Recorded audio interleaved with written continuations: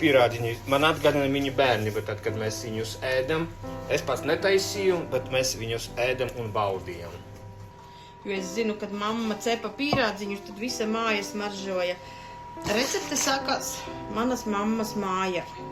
Un tā recepte ir atkal manai mammai nākusi no viņas mammas. Jā, mēs taisījām pierādziņus speciāli priekš Ziemassvētkiem un bija ikdienas, ka taisīja. Tas ir Bekerie Gulbenos centra bija. Pats pirmais ir vajadzīgs raugs. Jo ir labāks raugs, svaigāks, jo viņas ir tas raugs labāk paceļ bulciņas uz augšu. Ir vajadzīgs sviests, piens, milti, sāls un cukurs. Viss gardums. Kādreiz mums bija tikai žāvētā gaļa. Un to darbu arī darīja vecītis. Viņš vienmēr sakapāja gaļu un sīpolus un sataisīja to garšu. To taisīja vienmēr vecītis. Un tagad mums tētis arī taisa. Tas ir aizgājis jau kaut kā paudze. Tad, kad tu iejauc pierādziņus, ir jāizsijā milti obligāti. Jo, ja tu sabērsi miltus no pakas, viņi tev sakrīt virsū un viņiem nav gaiss iekšā. Bet tāpēc ir svarīgi izsijāt. Un tad, kad tu mīci mīklu, jāmīca tikmēr, kamēr mīkla vairs tā nelīp pie rokām. Viņa tā kā, tu viņu tā kā vari paņemt un viņa tev atkrīt nost. Visas bļodas malas jānorīvē ar miltiņiem.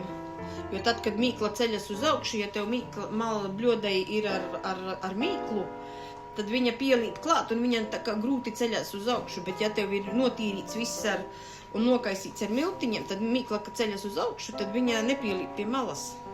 Mīklu nedrīkst saspaidīt stipri.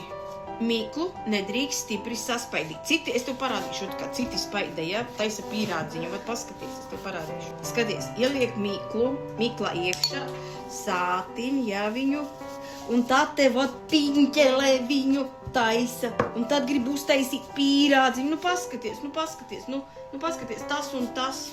Par pierādziņu atceros, ka viņi bija tik garšīgi, un ka lika muta viņi pilnīgi kusa, kad tu viņu ēdi, un tu to tā garšu uz Ziemassvētku, tu nekad neaizmirsti. Nekad nedrīkst pārēsties karstus pierādziņus daudz. Ir jāgaida, kamēr viņi drusku atdziest. Ja negrib iedzīvoties nepatikšanās ar vēderu.